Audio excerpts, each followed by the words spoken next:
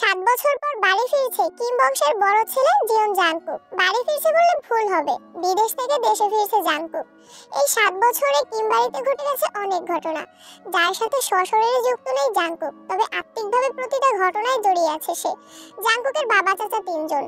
জাংকুকের বাবা সবার বড়, নাম কিম নামজুন। সুগার বাবা মেজো, নাম সোবিন। ছোট চাচুর নাম বেখুইন। জাংকুক তার বাবা মায়ের একমাত্র ছেলে। মেজো চাচা মানে সোবিনের এক ছেলে এক মেয়ে। ছেলের নাম মিন ইয়ংগি ওরফে সুগা, আর মেয়ের নাম কিম তেইহং, যাকে ভালোবেসে সবাই তে বলেই ডাকে। ছোট চাচার এক মেয়ে এক ছেলে, জেনি আর লিমিনহো। এখনো তারা এলাকার যৌথ পরিবারগুলোর মধ্যে শ্রেষ্ঠ। বাড়ির সকলের প্রাণ যেন এক সুতোয় বাঁধা। 5 ভাই বোনের মধ্যে জাংকুক সকলের চোখের মণি। জাংকুকের জন্মের পর তার বাবা মা দ্বিতীয় সন্তান নেওয়ার চিন্তাও করেননি। এইচএসসি পর্যন্ত বাড়িতেই ছিল সবার নয়নের মণি হয়ে। জাংকুকের চাঞ্চল্যে মেতে থাকতো কিম বাড়ি। আচমকে যেন পরিবেশটা পাল্টে গিয়েছিল। 18 বছর বয়সে জাংকুকের হঠাৎ করে স্কলারশিপে বিদেশ পড়তে যাওয়া। বাড়ির সকলের সাথে শারীরিকভাবে যেমন দূরত্ব বেড়েছিল, তেমনি দূরত্ব বেড়েছিল মানসিকতার। 7 বছর পূর্বের জাংকুকের সাথে বর্তমান জাংকুকের আকাশ পাতাল পার্থক্য। দেখেও যেন চেনার উপায় নেই। 6 ফুট লম্বা ছেলেটা, গায়ের রং শ্যামলা, গাল ভর্তি চাপদাড়ি, চুলের স্টাইল কোনো নায়কের থেকে কম না। তার ফ্যাশন আর লুকে যে কোনো মেয়ে এক দেখাতেই প্রেমে পড়তে বাধ্য। বসে জাংকুক অবলীলায় ভেবে যাচ্ছে অতীতে ফেলে আসা স্মৃতিগুলো, সেই চাঞ্চল্যকর মুহূর্তগুলো এখন শুধু স্মৃতির পাতায়। মাকে রেখে এসেছিল সেই যৌবনের প্রথম দিকে, যখন তার বয়স ছিল সবেমাত্র 18। সেই সময়ে মাই ছিল তার একমাত্র বন্ধু। আজ সে 24 বছরের যুবক। এতগুলো বছরের একটা দিনও বাদ যায়নি যে মায়ের সাথে ফোনে কথা বলেনি সে। বাড়ির সকলের সাথেই মোটামুটি কথা বলার চেষ্টা করেছে। ছোটবেলার স্মৃতিগুলো ভাবতে ভাবতে নিজের দেশে পৌঁছে গিয়েছে জাংকুক। এয়ারপোর্টে জাংকুকের বাবা কিম নামজুন সুগা দাঁড়িয়ে আছে। সুগার সম্পর্কে তার চাচাতো ভাই আর বয়সে 2 বছরের ছোট, কিন্তু দুজন দুজনের বেস্ট ফ্রেন্ড আর কলিজার বন্ধু। সুগা জাংকুককে দেখেই দৌড়ে এসে জড়িয়ে ধরল। এই 7 বছরে একবারের জন্য বাড়ি ফেরেনি জাংকুক, তবে প্রতিনিয়ত কথা হয় জাংকুক আর সুগার। জাংকুক তার আব্বুকে সালাম করে জড়িয়ে ধরে, তারপর বাড়ি ফিরে 3 জন। বাড়িতে যেন হই হই রই রই ব্যাপার, হবে নাই বা কেন? বাড়ির বড় ছেলে এত বছর পর বাড়ি ফিরছে। রান্নাঘরে বাহারি রকমের রান্নার ধুম পড়েছেন মা চাচিদের। হঠাৎ দরজায় জাংকুককে দেখে সবার মধ্যে হইচই শুরু হয়ে গেছে। জাংকুকের আম্মু দৌড়ে এসে জড়িয়ে ধরলেন ছেলেকে। আবেগ আপ্লুত হয়ে মাকে জড়িয়ে ধরলো জাংকুক। মমতাময়ী মাকে সেই 7 বছর আগে ছুঁয়েছিল। আজ এত বছর পর মায়ের ছোঁয়া পেল জাংকুক।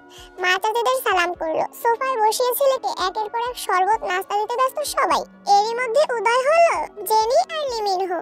জেনির বয়স 14, তার ছোট ভাই লিমিনহোর বয়স মাত্র 10 বছর। লিমিনহোই এই বাড়ির সবচেয়ে ছোট। জাংকুক যখন দেশ ছেড়েছিল তখন লিমিনহোর 3 বছর বয়স হয়েছে মাত্র। ভিডিও কলে দেখতে দেখতে ভাইকে সে একটু একটু চিনে। দৌড়ে এসে জড়িয়ে ধরেছে ভাইকে। জাংকুকও জড়িয়ে ধরেছে লিমিনহোকে। জেনিও জাংকুকের পাশে বসেছে, খোশ গল্প করছে সবাই মিলে। লিমিনহো জিজ্ঞেস করলো, ভাইয়া আমার জন্য কি এনেছো? জাংকুক যেই না উঠতে যাবে মা চাচিরা উঠতেই দিচ্ছে না। আগে শরবত খাবি তারপর উঠবি। জাংকুক সুগার দিকে তাকিয়ে বলল, ওই লাগেজটা নিয়ে আয় তো। সুগা একটা লাগেজ টান দিতে যাবে, জাংকুক আচমকা বসা থেকে দাঁড়িয়ে, ওটা তো ছবি না। সুগা সহ বাড়ির সকলেই যেন অবাক হয়ে গেল। জাংকুক আবার ঠান্ডা মাথায় বলল, পাশের লাগেজটা নিয়ে আয়। সুগাও তার কথা মতো লাগেজ নিয়ে আসলো। লাগেজ খুলে যে যার মতো জিনিস বের করছে আর জিজ্ঞেস করছে, এটা কার ওইটা কার। জাংকুক শরবত খেতে খেতে উত্তর করছে, লিমিনহোর জন্য বিদেশি দামি দামি খেলনা, জেনির জন্য ড্রেস, কসমেটিক্স বক্স, মা কাকিদের জন্য অনেক গিফট, সুগার জন্য মোবাইল, একটা ল্যাপটপ, অন্যান্য গিফট, আলাদা আরেকটা ল্যাপটপ আছে। জেনি জিজ্ঞেস করছে, ভাইয়া এই ল্যাপটপটা কি তোমার? না, এটা তের। তের মা ইয়ঞ্জুন জিজ্ঞেস করলেন, তের ল্যাপটপের কি দরকার বাবা?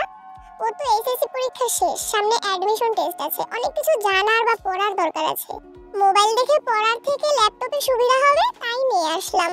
আমার জন্য নিয়ে আসতে একটা। জাংকুক অবলীলায় হেসে উত্তর দেয়, তোর 18 বছর বয়স হলে তোকে কিনে দেব, চিন্তা করিস না। জেনি খুশিতে গদগদ হয়ে বলে, ধন্যবাদ ভাইয়া। বাড়ির হইচই শুনে ঘর থেকে বের হলেন ছোট চাচা বেখুইন। জাংকুক চাচুকে দেখে সালাম করতে যায়। চাচু বাধা দিয়ে জড়িয়ে ধরেন ভাতিজাকে। কিম বেখুইন বাড়ির সকলের দিকে এক পলক তাকিয়ে নরম স্বরে বলেন, এতদিনে এই বাড়িটা পরিপূর্ণ হলো। কিম বেখুইনের জন্য আনা উপহার জাংকুক নিজের হাতেই চাচুকে দিল। বাকিদের জিনিসগুলো একটা একটা করে দিল জাংকুক। মেজো চাচু মানে কিম সোবিন বাসায় নেই, তাই ওনার জন্য আনা গিফট যত্ন করে রেখে দিল জাংকুক। লাগেজে পড়ে আছে একটা বক্স, যেটা রেপিং পেপারে মোড়ানো, আর একটা শপিং ব্যাগ।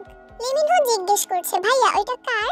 জাঙ্কুক ল্যাপটপের পাশে বক্স আর শপিং ব্যাগটা রেখে উত্তর করলো, এগুলো তেকে দিয়ে দিও, আমি রুমে যাচ্ছি। কিম বেখুইন এক পলক সবার দিকে তাকিয়ে জিজ্ঞেস করলো, তে কোথায়?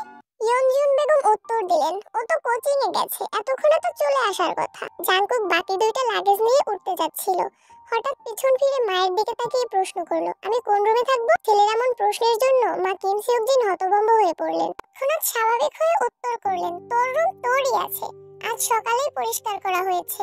জাঙ্কুক কোনো কথা না বলে দুই লাগেজ নিয়ে উঠতে গেলে সুগা এগিয়ে আসে, আমায় দাও, আমি নিয়ে যাচ্ছি। জাঙ্কুক একটা লাগেজ সুগার দিকে এগিয়ে দেয়, নিজে আরেকটা লাগেজ সযত্নে নিয়ে সিঁড়ি দিয়ে উঠতে থাকে।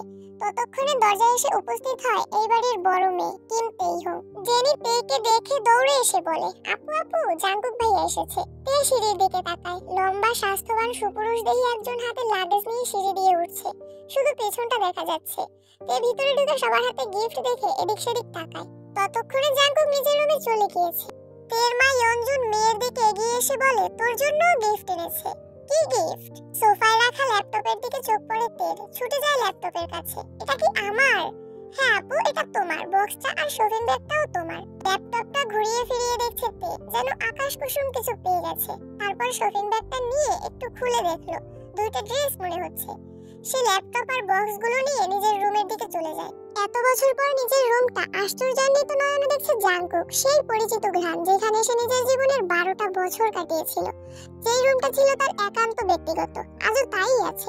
একটা জিনিসও এদিক সেদিক হতে দেয়নি জাঙ্কুকের মা জিন, এমনকি রুমে বছরের পর বছর তালা দিয়ে রেখেছেন তিনি। যখনই ছেলের কথা মনে হতো, ছেলের রুমে এসে নীরবে কেঁদে যেতেন, যেন কেউ বুঝতে না পারে। জাঙ্কুক রুমে ঢুকে লাগেজ খুলে নিজের পরনের টি শার্ট হাতে শাওয়ার নিতে চলে যায়। শাওয়ার শেষে বের হলো একটা কফি কালার টি শার্ট আর একটা ট্রাউজার পরে, হাতে টাওয়েল নিয়ে মাথার চুল মুছতে মুছতে। খাটে বসে আছে সুগা, লাগেজ নিয়ে এসে রুমেই বসে আছে সে। সুগাকে দেখে জাঙ্কুক জিজ্ঞেস করছে, কি হলো, কিছু বলবি? সুগা মুচকি হেসে জিজ্ঞেস করছে, আচ্ছা ভাইয়া, ওই লাগেজটা ধরতে দিলে না কেন? কি আছে ওইটাতে? জাঙ্কুকের চক্ষুদয়ে উদ্বেগ স্পষ্ট।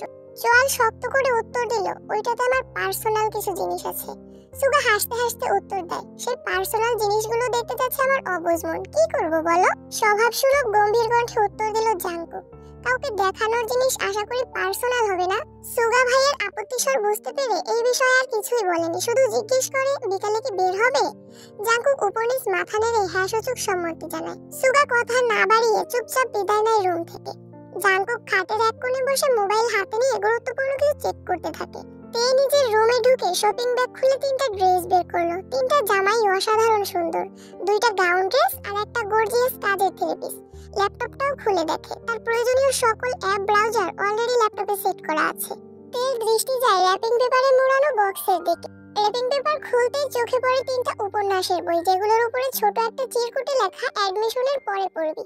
তার সাথে একটা ছোট বক্স, যেখানে এক বক্স রঙিন পাথর। তের এই পাথরগুলো ছোটবেলায় খুব পছন্দ ছিল। তার সাথে একটা আইফোন 13 প্রো ম্যাক্স মোবাইলের বক্স। ফোন দেখে তের চক্ষু চড়ক গাছ।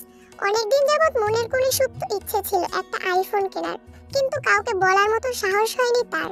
এগুলো দেখে খুশিতে গদগদ হয়ে পড়েছে তে। ইন্টার সেকেন্ড ইয়ারে পড়াকালীন তের যখন কলেজ, প্রাইভেট, কোচিং সব মিলিয়ে ব্যস্ততায় দিন কাটছিল, তখন সুগা তার পুরনো একটা ফোন দিয়েছিল তেকে। সিমটাও ছিল সুগার। বাসার মানুষের বাইরে শুধু 3-4 জন বান্ধবীর নাম্বারই ছিল সেই ফোনে। এমনকি স্যারদেরকেও নম্বর দিতে নিষেধ করেছিল কড়া ভাষায়। সুগা বরাবরই বোনের ব্যাপারে খুবই সিরিয়াস। ভাইরা বোনকে শাসন করে ঠিক আছে, কিন্তু সুগা তেকে একটু বেশি শাসনে রেখেছে এত বছর। এইচএসসি পরীক্ষা চলাকালীন সময় নিজের মায়ের পেটের ভাই সুগাকে খুব সাহস করে বলেছিল, ভাইয়া পরীক্ষা শেষে আমার একটা নতুন ফোন কিনে দিবে? অগ্নি দৃষ্টিতে তাকিয়েছিল সুগা, যেন মস্ত বড় অন্যায় করে ফেলেছে। তারপর তে নতুন ফোনের আশা পুরোপুরি ছেড়ে দিয়েছিল। আজ সে না চাইতেই আইফোন পেয়ে গেছে, ল্যাপটপ পেয়ে গেছে, এ যেন মেঘ না চাইতেই জল। আনমনে ভাবছে, মনে হয় সুগা ভাইয়া বলেছে ফোন আনতে আর ল্যাপটপ আনতে, না হলে উনি কিভাবে জানবে আমার ফোন নেই? এদিকে 1 ঘন্টা যাবত ফোনে মনোযোগ দিয়ে কি যেন কাজ করছে জাঙ্কুক। হঠাৎ লিমিনহো দৌড়ে এসে দরজায় দাঁড়ায়, ভাইয়া তোমায় খেতে ডাকছে। যা আসছি। 10 মিনিটের মধ্যে সাদা শার্ট পরে রেডি হয়ে নিচে নামলো জাঙ্কুক। অসময়ে তেমন কেউ নেই নিচে। বিকাল 4টা বাজে, সবার খাওয়া শেষ অনেক আগেই। জিন বসেছিলেন ছেলের জন্য। ছেলের ফিটফাট রেডি হওয়া দেখে জিন জিজ্ঞেস করছেন, কোথাও যাবি? হ্যাঁ, একটু কাজ আছে। জাঙ্কুক চুপচাপ খাবার খাচ্ছে। ছোটবেলায় যা যা সে পছন্দ করতো সব রান্না হয়েছে আজ। সব খেতে পারেনি, যতটুকু সম্ভব খেয়ে উঠে পড়েছে। এরই মধ্যে সুগা এসে হাজির হয়। ভাইয়া আমি রেডি, এখন যাবে নাকি লেট হবে? এখনই বের হব। জিন রান্নাঘর থেকে ডেকে বলছেন, গাড়ি নিয়ে বের হবি না? চাবি নিয়ে যা। গাড়ি লাগবে না আম্মু।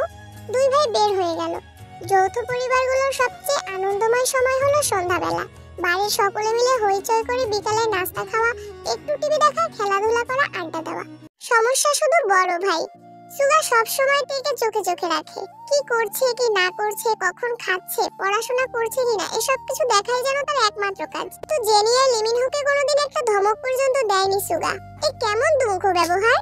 সুগা যতক্ষণ বাসার বাইরে থাকে তে ততক্ষণ মুক্ত স্বাধীন। সুগা বাসায় না থাকায় তিন ভাই বোন মিলে ছোটাছুটি করছে। তে যা বলে ছোট দুইটা তাই করে। তে আর জাঙ্কুকের এখনো দেখা হয়নি। তে কোচিং থেকে এসে রুমে যে ঢুকেছিল, তার গিফট নিয়ে ব্যস্ততার কারণে সবেমাত্র রুম থেকে নিচে এসেছে। অন্যদিকে জাঙ্কুক বাসা থেকে চলে গেছে আরো 2 ঘন্টা আগে। তে জেনি আর লিমিনহোর ছোটাছুটি শেষ হয় বড় আব্বু কিম নামজুনের বাসায় প্রবেশ দেখে। কিম নামজুন বাসায় ঢুকতে ঢুকতে নিজের স্ত্রী জিনকে জিজ্ঞেস করলেন জাঙ্কুক কোথায়। ও তো সুগাকে নিয়ে বের হলো, বলল কি কাজ আছে। কিম নামজুন সোফায় বসতে বসতে তের দিকে তাকিয়ে প্রশ্ন করলেন, পড়াশোনার কি অবস্থা আম্মু? তে শান্ত স্বরে উত্তর করলো, আলহামদুলিল্লাহ ভালো বড় আব্বু। তবে তবে কি? প্রশ্ন করলেন কিম নামজুন। আমার ফিজিক্স আর ম্যাথে একটু সমস্যা, কোচিং এর সাথে কুলাতে পারছি না। প্রাইভেট গুলোতেও অনেকটা এগিয়ে গেছে। ঠিক আছে, তোমার জন্য প্রাইভেট টিউটর নিয়ে আসবো, কাল বা পরশুর মধ্যেই ম্যানেজ করতেছি। তুমি চিন্তা করো না, মন দিয়ে পড়াশোনা করো আম্মু। তোমার ভাই সুগা তো আমার কোনো কথাই শুনে না, আর না শুনে তোমার আব্বুর কথা। কোথা থেকে মাথায় ভূত চেপেছে রাজনীতি করবে। পড়াশোনায় গুরুত্ব না দিয়ে রাজনীতিতে গুরুত্ব দিচ্ছে। তুমি পড়াশোনা করো ভালো করে, মেডিকেলে অথবা ঢাকা বিশ্ববিদ্যালয়ে যেন চান্সটা হয়ে যায়। জি বড় আব্বু, চেষ্টা করব। খেয়েছো কিছু তোমরা? এবার উত্তরটা জেনে দিল। হ্যাঁ বড় আব্বু, খেয়েছি আমরা। ঠিক আছে, এখন রুমে গিয়ে পড়তে বসো। তিন ভাই বোন কোনো কথা না বলে তিন দিকে যার যার রুমে চলে যায়। রাত 9টায় বাড়িতে ঢুকে জাঙ্কুক আর সুগা। খাবার টেবিলে খেতে বসেছেন তিন ভাই আর লিমিনহো। জেনি তে কেউ নেই। রান্নাঘরে তিনটা খাবার রেডি করছেন। বিকেলে জাঙ্কুক সাদা শার্ট পরে বেরিয়েছিল। সাদা শার্টের 2-3 জায়গায় একটু একটু রক্ত লেগে আছে। আর জাঙ্কুকের হাতে 3টা ওয়ান টাইম ব্যান্ডেজ লাগানো। নজরে পড়ে ছোট চাচু বেখুইনের। কি রে জাঙ্কুক, তোর হাতে কি হয়েছে? শার্টেই বা দাগ কিসের? এই কথা শুনে ছুটে আসেন জিন। কি হয়েছে জাঙ্কুক? বুকের ভিতর ঠ্যাক করে উঠেছে। একমাত্র ছেলের শরীরে একটা আঁচড়ও মা সহ্য করতে পারেন না। তেমন কিছু না, হাতে একটু লেগেছিল, ঠিক হয়ে যাবে, চিন্তা করো না। আর কথা না বাড়িয়ে ছেলের কাছে চলে যায় জাঙ্কুক। কিম নামজুন ছেলের দিকে তাকিয়ে প্রশ্ন করেন, খাবে না? না আব্বু, বিকেলে খেয়েছি, খিদে নেই। এই বলে রুমের দিকে চলে যায় জাঙ্কুক। জাঙ্কুকের কণ্ঠ শুনে তে রুম থেকে বের হয় তাড়াতাড়ি। এতগুলো গিফট দিল, অবশ্যই ধন্যবাদ জানানো উচিত। 7 বছরের ভাইয়ের মুখটাও দেখেনি সে। কিন্তু তের রুম থেকে বের হতে হতে জাঙ্কুক রুমে ঢুকে পড়েছে।